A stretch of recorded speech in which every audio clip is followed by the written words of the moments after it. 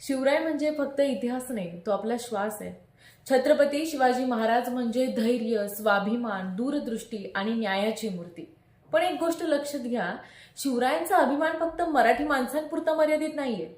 भारताच्या प्रत्येक कोपऱ्यातील लोक त्यांना वंदन करतात. कारण त्यांनी उभं केलेलं स्वराज्य हे केवळ राज्य नव्हतं, तर स्वाभिमानाची क्रांती होती. मग मराठी नसलेले लोकही त्यांचं कार्य आज का साजरं करतात बरं?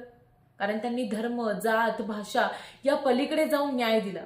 कारण त्यांनी स्त्रियांचा सन्मान जपला, जो आजही आदर्श आहे. कारण त्यांनी परकीय अन्यायाविरुद्ध उभं राहून स्वातंत्र्याची बीजं पेरली. कारण त्यांची प्रशासन पद्धती, शिस्त आणि दूरदृष्टी आजही प्रेरणादायी आहे. शिवराय हे एका राज्याचे राजा नव्हते, ते स्वाभिमान, नेतृत्व आणि राष्ट्रभावनेचे प्रतीक होते.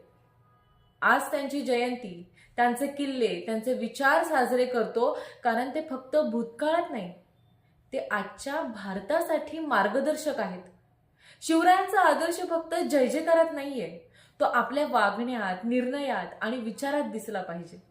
छत्रपती शिवाजी महाराज केवळ इतिहासातील राजा नव्हते, तर ते आजही प्रत्येक भारतीयाच्या मनात जिवंत आहेत.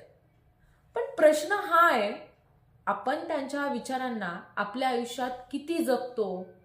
महाराजांनी कधीही अन्यायासमोर मान झुकवले नाही. आपणही आपल्या कामात, नात्यांमध्ये आणि समाजात स्वाभिमान जगतो का? शिवरायांनी स्त्रियांना माता भगिनी मानून त्यांचा सन्मान राखला. आजच्या काळात आपण हा आदर्श पाळतो का? किल्ल्यांची बांधणी, स्वराज्याची उभारणी, सगळं काही दूरदृष्टीने आपण आपल्या आयुष्याचं नियोजन असं करतो का?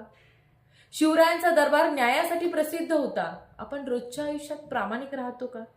बघा, पटतंय का? विचारा स्वतःला हे प्रश्न आणि मिळवा उत्तर. आपले राजे अजूनही जिवंत आहेत. कुठे? अहो, त्यांनी शिकवलेल्या शिकवणीतून आणि ती शिकवण आपण आपल्या कार्यातून जोपर्यंत जिवंत ठेवू, तोपर्यंत आपले महाराज आपल्या सोबत आहेत. बोला छत्रपती शिवाजी महाराज की जय.